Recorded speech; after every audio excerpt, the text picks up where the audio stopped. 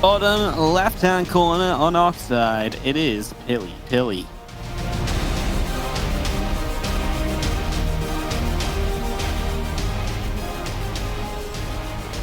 Yes, indeed.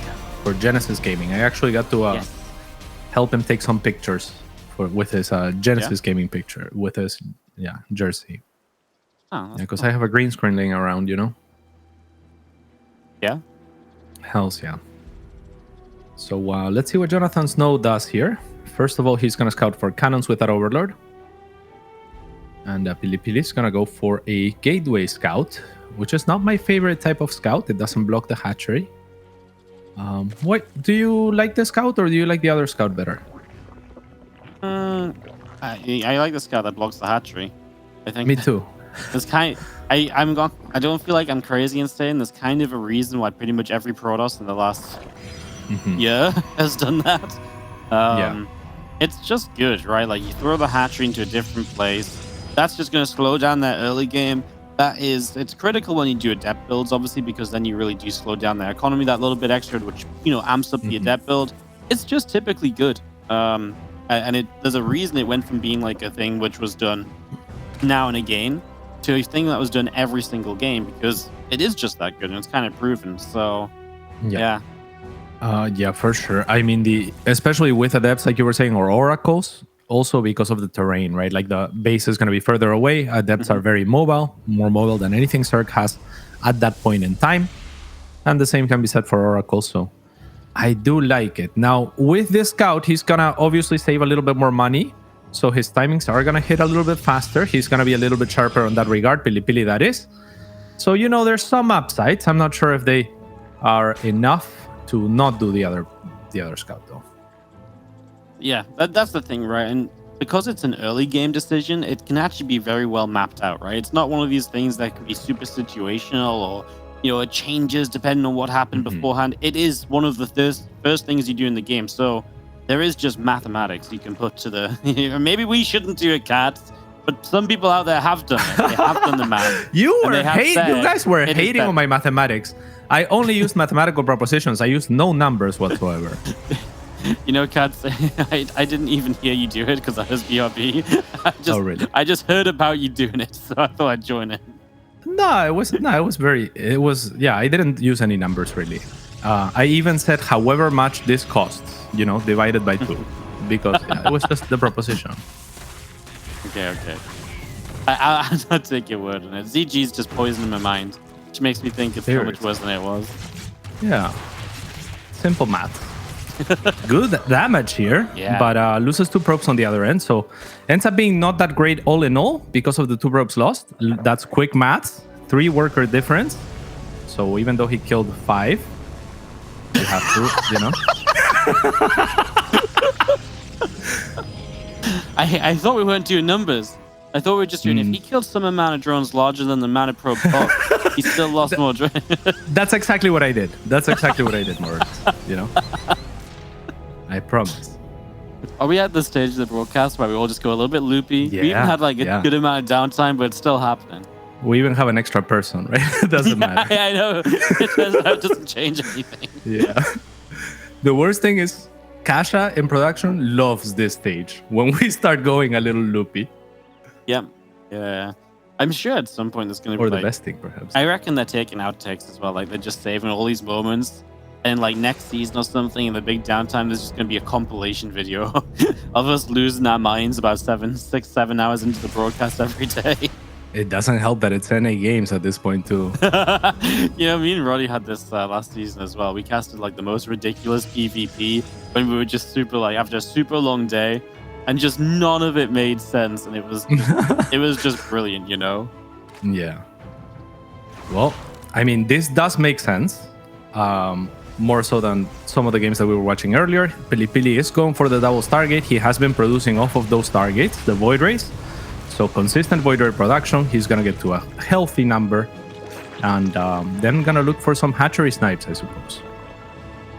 Yeah, no, it's super normal. Oh, whoa. The queens are a little bit early. The road draw ain't even done. JonSnow might be loopy too. These queens just off on a journey. I mean, they are genuinely scary to the Void Rays as of right now. Is he trying to get Pili to over? Well, Pili's just going to abandon the idea of taking a third base, so it's kind of working. Did he cancel it, or did he just... No, did he... I didn't see if he started it. Like, I know that he was about to take it. Not sure if he took it. Yeah. Either way, it works to some degree, but now the Void Rays just go to the other side, and there's only one queen here, and these girls are like, let's get back. It's a little late. It's a little bit late. So backfires very quickly. And yeah, I mean, PiLiPiLi. Oh, it doesn't matter. Hatchery goes down.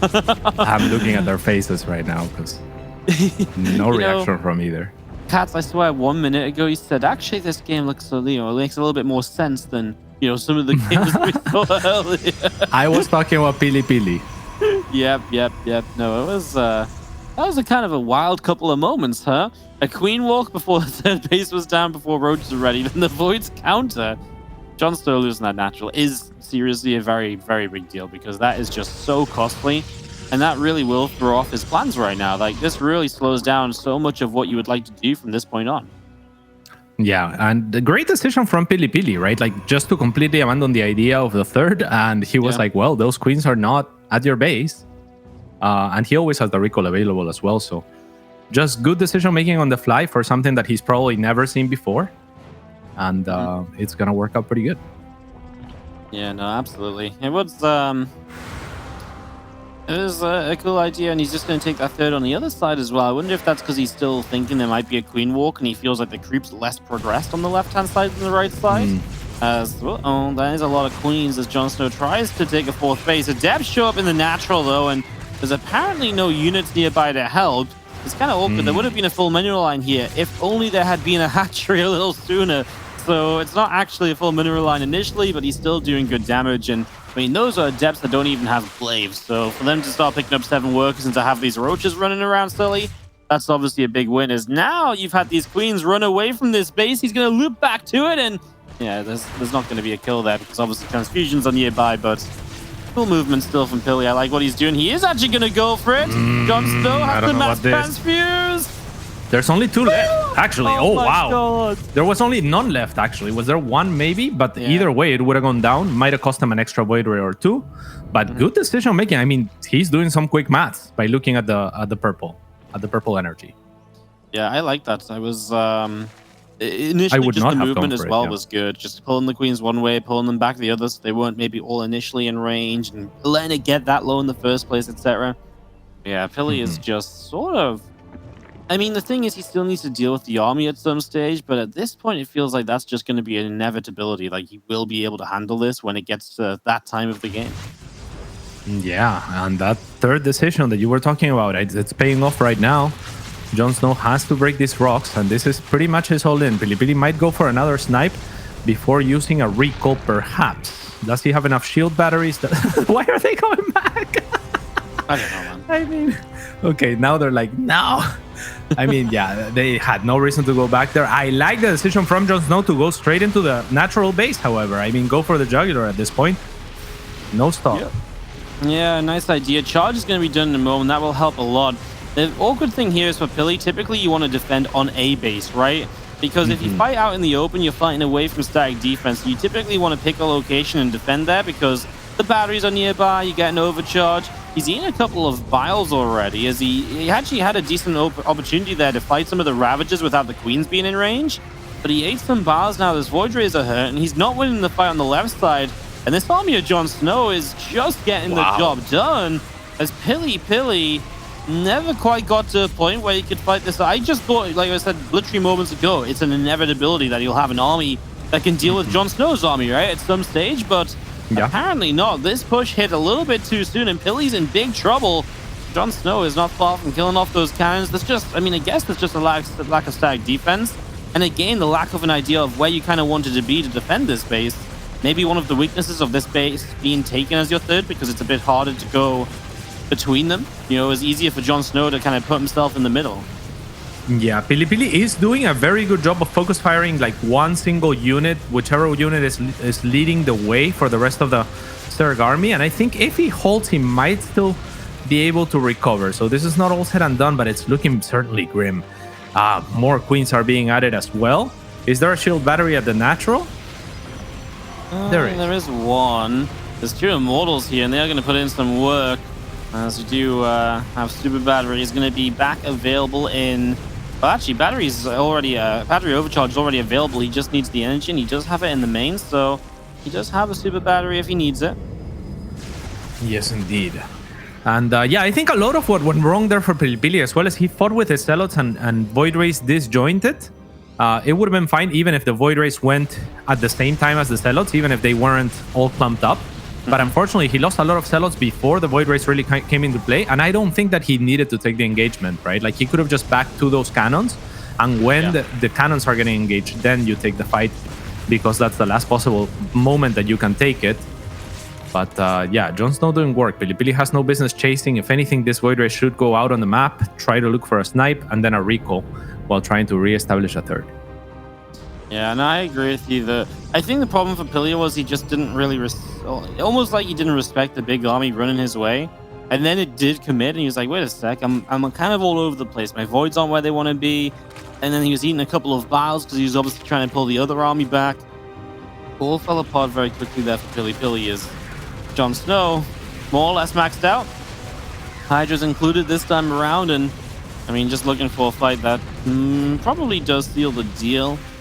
I mean, even if it doesn't quite end the game completely, re-killing the third base is just the one thing that's going to keep PiLiPiLi in more or less an unwinnable position.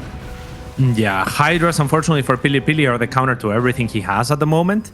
So if he had something other than, you know, basically super short-ranged units that do single target fire, he might be okay. A Disruptor would be wonderful here, magical, but it's just simply not there, and this is becoming near impossible now.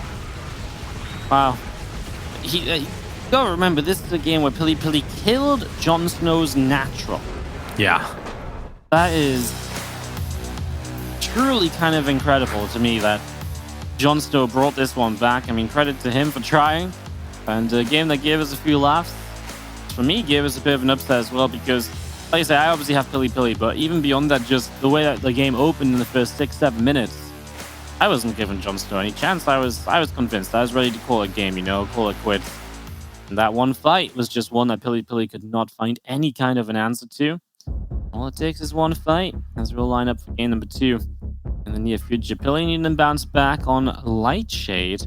Lightshade's the kind of map I feel where Pili gets like very aggressive early on. Yeah, most likely. And Pili was looking for that out multitask, that outplay with the Adepts, but Adepts really don't contribute much on defense. And it seemed apparent that JonSnow wanted to be aggressive, right? Like, he does fake the first queen push, but Pili bought it enough to not take his third. So I'm not sure. Like, you rarely ever see queens with lings or something like that. So I would have much rather seen any other unit other than the Adepts, especially after the Voiders are already seemingly doing, you know, what they can do. If you're sniping a hatchery, do you really need to snipe drones as well? Or would you rather, you know, just make some other units that can defend? Yeah, almost an overbuild on Void Race, right? Like, he did get charge up, but it was only just. And it was like, well, yeah, you've got charge now, but only like one warping of Zealots. And then those Zealots obviously didn't engage properly too. But even if you've just been saying having, you know, 3 warpings of Zealots in preparation for that and a couple of Archons, fight already looks massively different. So yeah, no, a bit of a time to one of those games where you look back on his Pili and probably like, you can probably pinpoint like 3 or 4 different moments where you can be like, oh, if I just did this, if I just did that. And instead, none of those things happened, and JonSnow found the opening, as we'll be opening into game 2. Like I say, Lightshade for this second map. Let's see what the 2 will bring to the table. We will have to wait and see what it is. So Lightshade is interesting. It's a pretty decent map for those queen walks as well. One thing that I liked Lambo did was totally bypass the third as well on this map and just went for the natural, kind of a similar move to what JonSnow started doing here.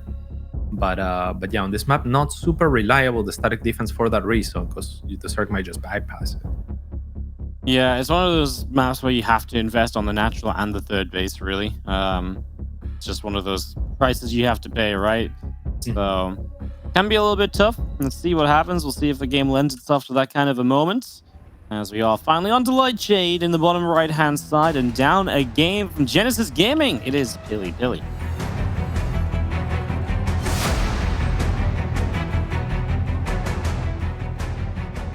And in the top left-hand side, and for Storm, I didn't have my camera set, so I'm sorry, Niall. It is JonSnow. Or should I say Jonathan?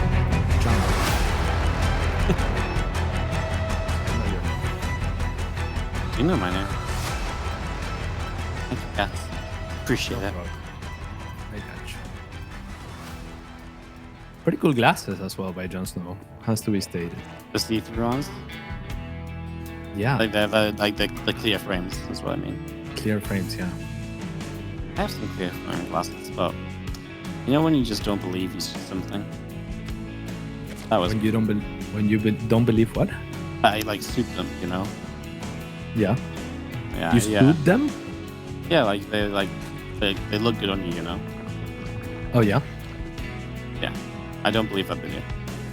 Oh, I see. Fair enough. They look good on JonSnow though. Clear yes, glasses. They do. No, he sees them. Yeah. I was thinking, you know, like I was trying them on mentally, and I was like, nah. You know? Yeah. All right, let's see what happens here. Nothing out of the ordinary. Again, no hatchery block from the probe. We'll harass a little bit. But otherwise, hold to kill that probe, by the way. Like they went for it, and the probe got out. That's the Stephen Bonnell, is what they call that response. That's an old one. Yeah. Never works. Should have learned by now, guys. Yeah. 4 searchings being made. PiLiPiLi trying to prevent this particular hatchery over the triangle. I'm not really even sure which one I prefer as a start. Do you have a preference, Wardy? I don't know, actually. I feel like maybe if you force them onto the triangle, you can get to the high ground and kind of fight high ground. Like, it's a bit more awkward for them to maybe go up and down that ramp defensively if you can come up. But as if you take the third on the left-hand side, maybe you can get up the ramp. I still like the third on the left side. I mean, they both have their own ways of basically being punishable, right? So yeah, it maybe just depends on what he's planning specifically as the game goes on. You know, and we'll see what he brings to the table. So that's a possibility. Yeah. He is opening Stargate, but yeah, I think the triangle third, for example, if you wanted to float with charge slots or something that really benefits from that open space surface area, that could be pretty cool. But yeah, it's going to be a Void Ray opener once again. The shield battery out in the front, a little bit exposed, but at the same time in max range of the Nexus. And it hints towards him taking his own triangle, right? Because that'll help on the low ground as well. Yeah. Absolutely. As we let's have that third finishing up. And our first Void Ray popping out. And everything going as it should for the moment. The Stalker's going to push that Overlord to a little bit of a high ground pillar, but again, it won't last for long, obviously, with the Void Ray here. So it's gonna know. Well, does he? Okay.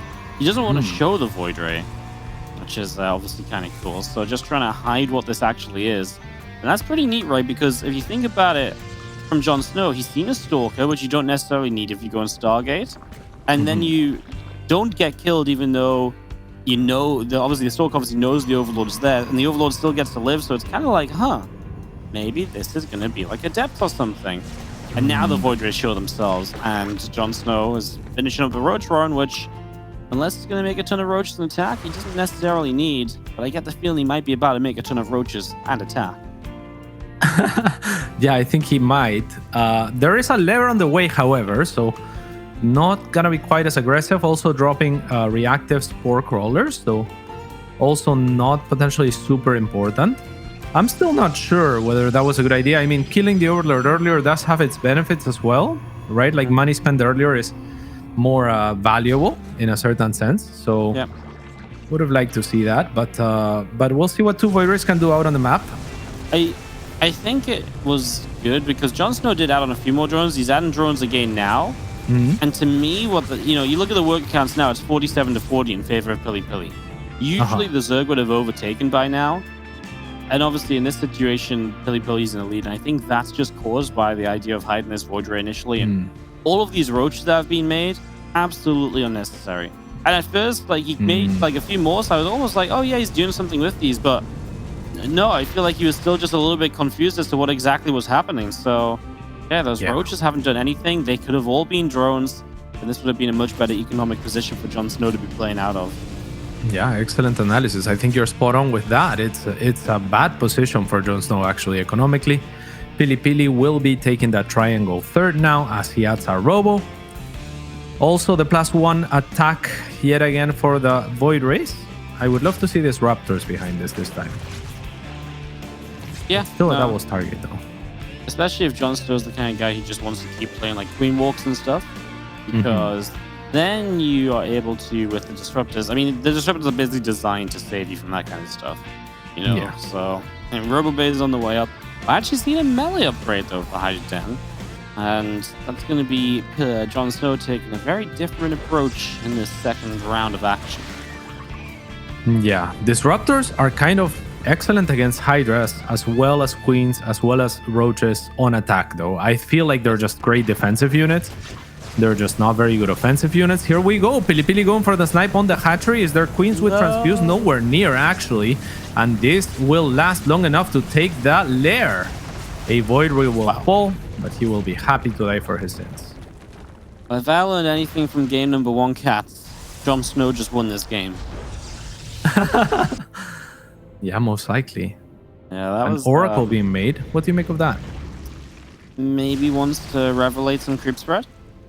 I mean, you obviously have fairly good map control at the with the Void Rays in general, so it's not really a thing where you need to kind of keep track of things with the Oracle, although you can definitely do that still. So yeah, maybe my first thought is to kind of maybe deny some creep spread or so. Maybe you just saw a weakness, maybe you saw an opening for an Oracle to do something. Yeah. Would you ever consider making an Oracle for a stasis? Like just to stasis first defensively? No, right? Oh, defensively? Yeah, I've never seen it. But I was thinking maybe it's good if you're gonna get Queen walked. I don't think so, because it's just too much of a gamble, right? Because if one link can set it off, that's a whole Oracle. It's just like, it's a gamble of a defense, you know, it's a gamble addition. Whereas you could just add one more Queen and that's guaranteed damage output. Yeah. I think there's some sneaky spots though that you could place it in where maybe it would only get procced if there's enough units that they don't fit through the normal pathing. That would be cool, actually. Yeah. Actually, so Showtime do something like that against Mana, but but it didn't go off. Yeah, that would be cool to see. So far, the Oracle's been pretty uneventful, though. Yeah, he hasn't accomplished much. At the same time, PiLiPiLi is well set up defensively this time around, and he did get that hatchery snipe. He did get the slowdown earlier. And I think here's where PiLiPiLi has to start getting his mid-game army and push soon. Because, again, he's not a late-game player for the most part. Yeah, no, he's definitely more of the finish it soon and get it done, get into the next game kind of guy. So, you know, if he goes up to 4 bases, fine. But if he has to stay on those 4 bases for a long time, that's definitely the sort of territory where he becomes a little bit weaker, right? Like, he can obviously play it, just his expertise is really maybe for the next 3 and 4 minutes still. Yeah, I would completely agree with that. He does have 8 gateways.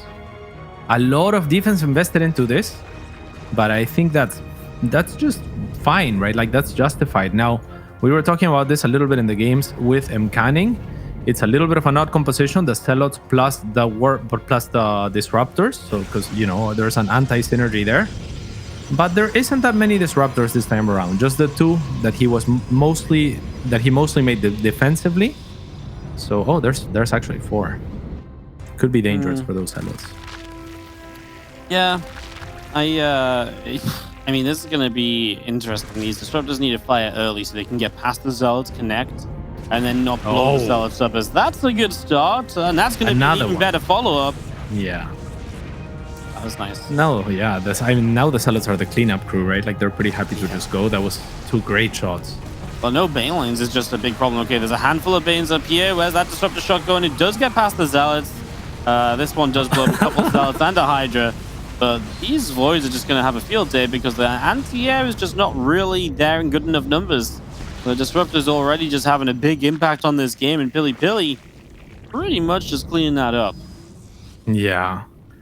Wings of Liberty-esque composition here from JonSnow.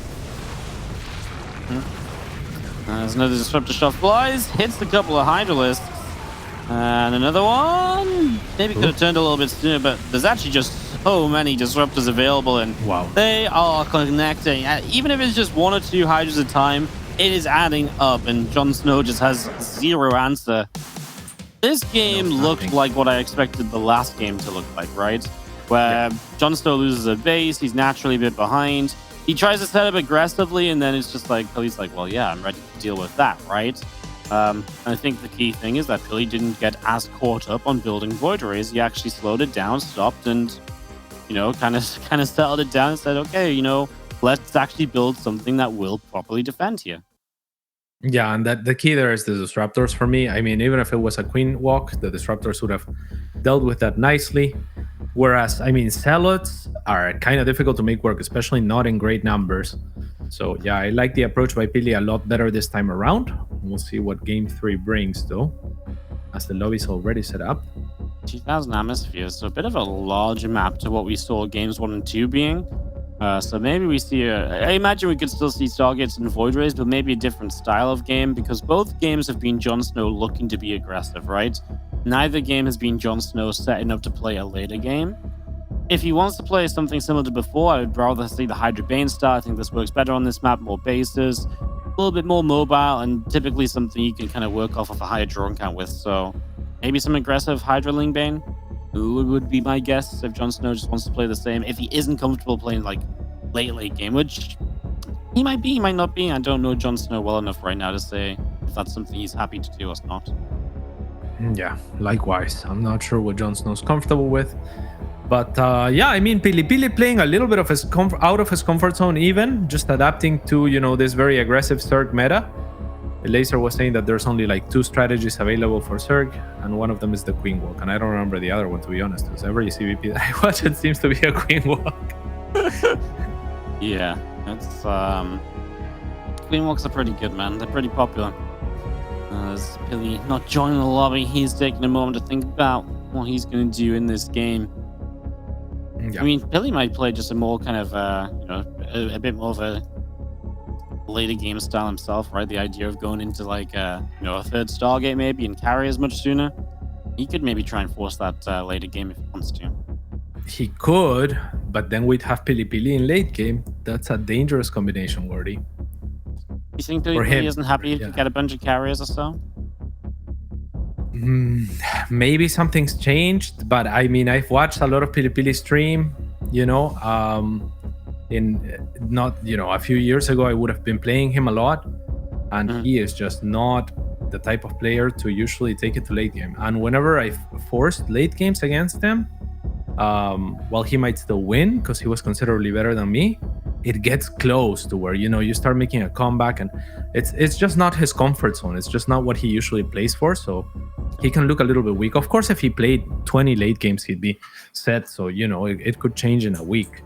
But I'm not sure that he has at this point in time. So, and his timings are sharp, man. They're strong. In the top right-hand side of the map, it is for Genesis Gaming, PiLiPenko.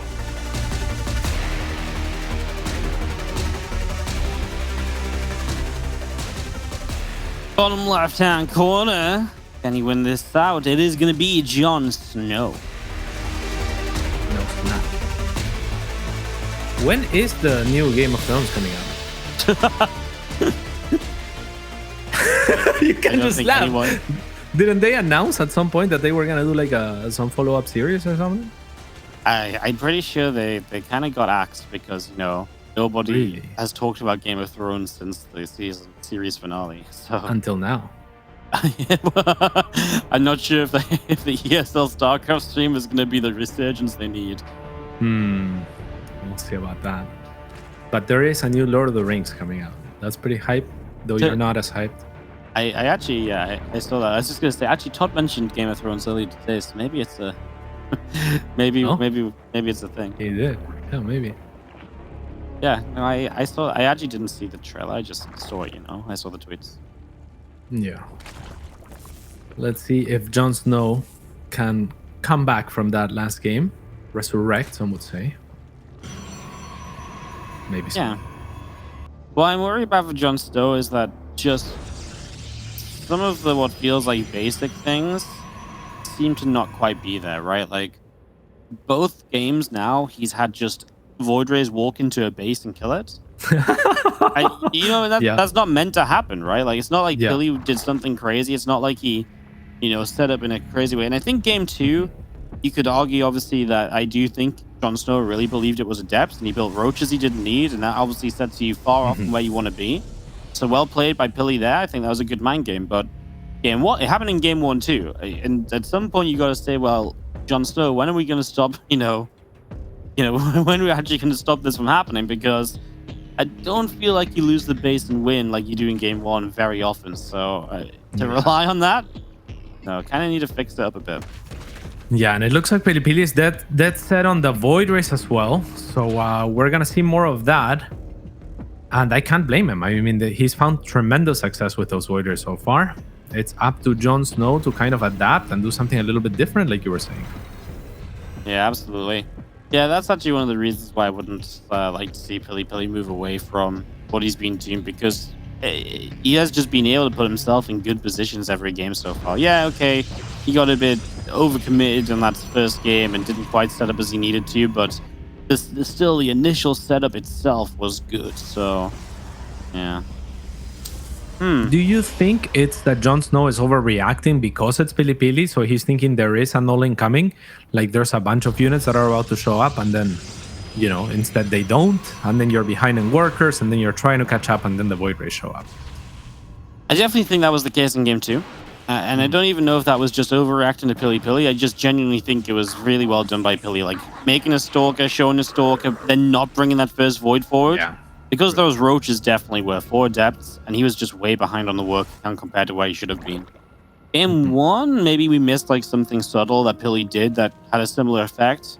But yeah, maybe. Especially in game 1 as well, you're nervous because you're not sure what kind of style he's playing. So you're not, maybe he is just doing it naturally himself rather than, it being a reaction or anything. So yeah, maybe that was somewhat the case in game 1. Yeah, maybe that was the case. Not sure, but definitely in game 2. So let's see if PiLiPiLi does something similar this time. I think he's already revealed his Void Ray.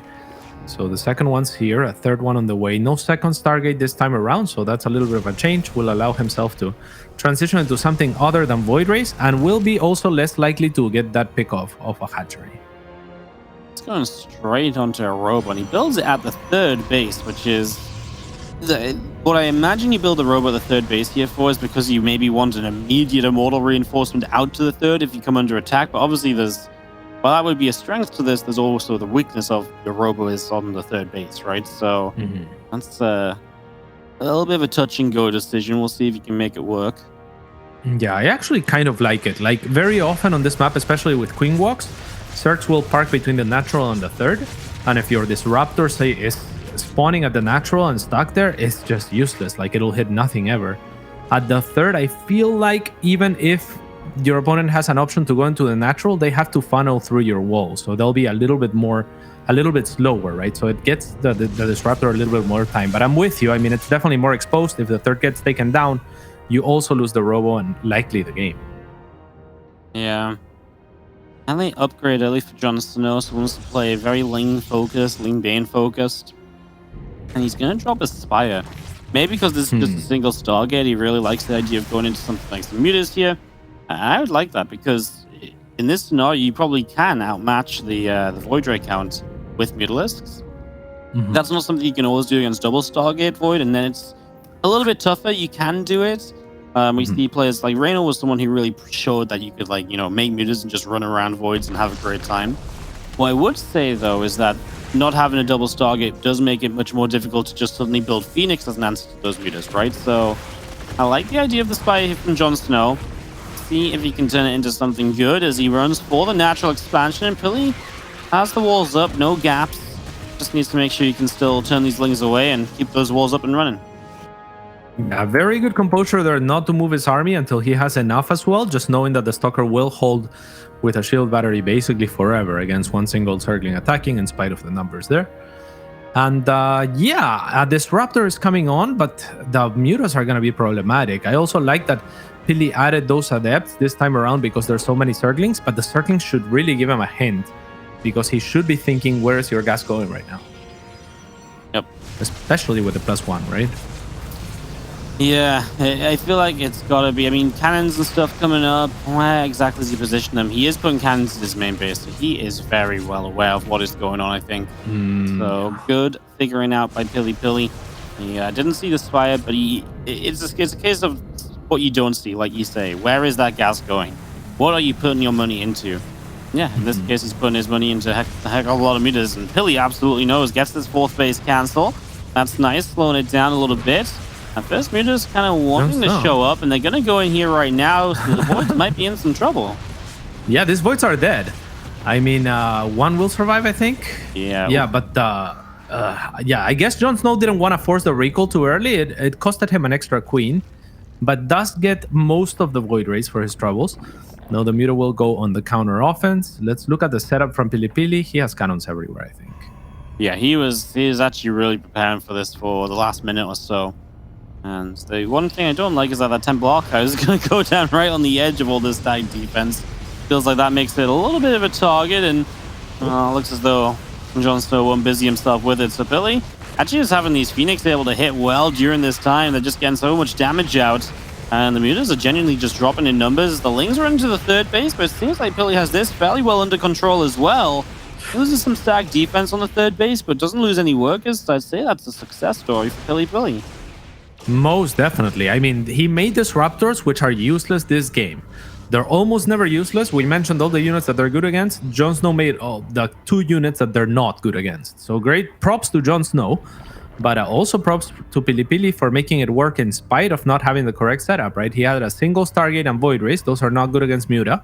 The disruptors are not good against Circlings, but just good static defense. The shield battery, he did not forget. Yep. Absolutely, as we just see the Muta is still stacking up in numbers. Pili is... I'd like to see Pili just add a second Stargate, right? I know he's making a good amount of Phoenix, but obviously this is really a commitment to Mutas at this point, and you feel like at this stage it's safe enough to say, right, let's just build a second Stargate, because at the end of the day, a second Stargate barely ever goes to waste, because even if you don't need to build a whole bunch more Phoenix because the Mutas stop coming, you can usually use that second Stargate as like later game production, so... I'd like to see that. Maybe it would slow down an Archon or 2, but I think it'd be worth it just to pump out double Phoenix against this amount of Mutalisks. Yeah, I think PiLiPiLi might instead be looking to punch JonSnow while he's weak from having so many Muta, which is a response that's less reliable in my opinion, but again, it plays to his strengths, right? And the Mutas are awful at fighting, so I don't mind this. And look, he was already getting ready to move out. He identifies that there's so many Muta. Ooh, I'm not sure about running the War Prism in there. Yeah, the Archon got some good damage off, good shots off the weakening the Mutalisks and allowing the Phoenix come in more easily. I don't know if he's realized, but one of his Archons is trapped there. I think that's the one that the War Prism dropped. So at the 3rd, there's an Archon trap. That's an essential part of his composition right now. Yep, and he is going straight across the map, so it would be nice to have that Archon with him. As Phoenix are doing great, though. They're actually picking up a lot of damage on those Mutas. First Disruptor, just a bit of a warning shot, too far away to cancel those Banes. He blows up 2 Zealots as the next Disruptor shot hits. And now those Zerglings running in get hit by the Disruptor. And I gotta say that this base really feels like it's in trouble. The few Banes moving through get delayed by the Banelings. I mean, the Disruptors are running, but running from like 1 or 2 Lings and a couple of Banes. Run by, got into the main. That's where Pili's warping goes. I mean, no Warp Prism is Pili's real downfall here. And I feel like if he had a warp in and units added on over here, he'd probably have a great time. But now he lost everything without the ability to retreat. This was a very short-sighted attack. Yeah, especially without that Archon, or even the 2 Archons, right? Because one gets picked off by the Muta, the other one was stuck. If he had 2 Archons, all of a sudden, much more difficult to take that fight for JonSnow. So I think he should have just waited for 2 Archons or so. Yeah, I agree, as the Zealot Archon Phoenix Force will push those Mutas away. Back toward the center. Muta's going to turn up in toward the natural now. A couple High Templars morph into an Archon. Okay. Well, Mutas will back it up. But a lot more on the way. I mean, now JonSnow feels like he's getting control of this game, Cats, because he has just got bases all over the map. All across the bottom, up the left-hand side still. That defense was huge for JonSnow, and he is on his way to pulling off what we would assume is a little bit of an upset based on all of our predictions. Yeah, most certainly. And I mean, it's not... I really feel like PiLi, like you said, he could have added an extra Stargate. I think that this Phoenix should have been enough to deal with the Muta. It's rare that Muta lasts this long without being answered, and JonSnow is still producing Muta at 12 minutes in and, you know, long after his Pyre is finished. So PiLi not really adapting that well. I find it difficult to blame him for going for the attack, but now he has a lot of Zealots against a JonSnow that has a lot of gas and a lot of potential Banelings from all of his income. Yeah, I mean, it's basically PiLi is just doing what he just did last time again, just with less stuff this time. So Zealots are going to kind of run in over here, instantly answered by Mutalisks. That might give the army on the left side a little bit of space, but I can't imagine this is truly going to be a success story that lasts a long time. As we do have the left side hatchery going down. I mean, you can give up a hatchery though, right? JonSnow has so many bases to work with. I don't know. I think this is good for PiLi because he gets to reset, right? If he can buy time for another couple of warpins, all of a sudden we're pretty close to maxed against that potentially maxed Zerg. But that is not impossible, especially with that many Mutas out on the field. Whereas I feel like JonSnow being near maxed and with PiLi relatively low supply with very little AoE outside of the one Colossus and the Archons, this should have happened at that base maybe. Because now I feel like this is happening because PiLi gives them the opening. At the same time, a lot of Banelings are not very good against Stalkers. And actually, this is kind of... I hate to play into the NA stereotype, Warty, but... Man. Yeah, I think the Mutas are close to being able to overwhelm. Ling Hydra on the way out to follow this. And there is only the one Colossus and one Archon that will provide splash damage here. And again, no Warp Prism nearby. So Warpins are coming from a while away. I think that's the biggest issue, that PiLi is still sticking around rather than maybe backing away with the fact he did save some stuff.